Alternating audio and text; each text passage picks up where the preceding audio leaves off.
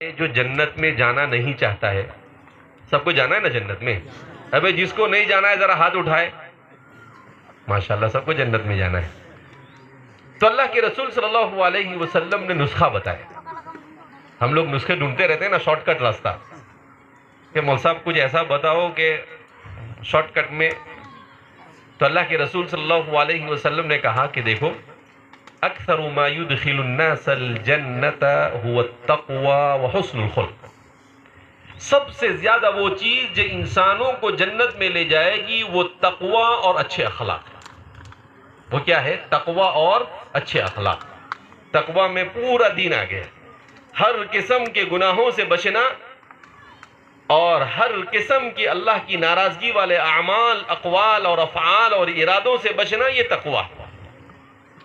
اور حسن اخلاق کہ اپنی ذات سے کسی دوسری اللہ کی مخلوق کو تکلیف نہ پہنچانا. کہا یہ دو چیزیں اگر آپ کے اندر آ گئی تو انشاءاللہ آپ جنت میں کیا ہو جاؤ گے؟ داخل ہو جاؤ گے.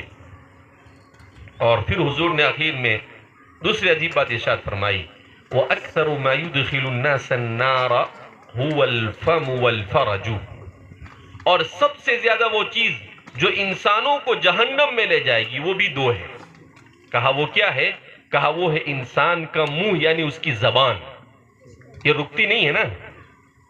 ذرا کچھ ہوا کہ انسان ایسی گالی دینا شروع کرتا ہے کہ سامنے والے نے کبھی سوچی بھی نہیں ہوتی.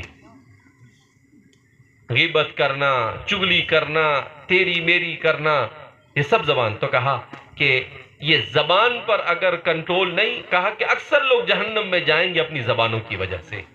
اور دوسرا اکثر لوگ جہنم میں جائیں گے اپنی خواہشات پر کنٹرول نہ کرنے کی وجہ سے. حضور نے فرمایا الفرج، یعنی اپنی شرمگاہ کی وجہ سے، اپنی خواہشات پر کنٹرول نہ کرنے کی وجہ سے. کہا اکثر لوگ جہنم میں جائیں گے. کہا یہ دو وہ گناہ ہے. اور آج آپ ہمارے معاشرے میں دیکھو 90% سے زیادہ لوگ اس طرح کے گناہوں میں مبتلا ہے.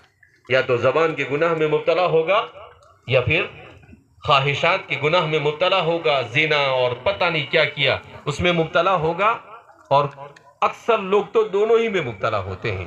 حضور نے کہا جن لوگوں کے اندر میں یہ دو چیزیں ہوگی، اللہ کے رسول صلی اللہ علیہ وسلم فرماتے ہیں کہ ان کے لیے جنت میں جانا بہت مشکل ہے.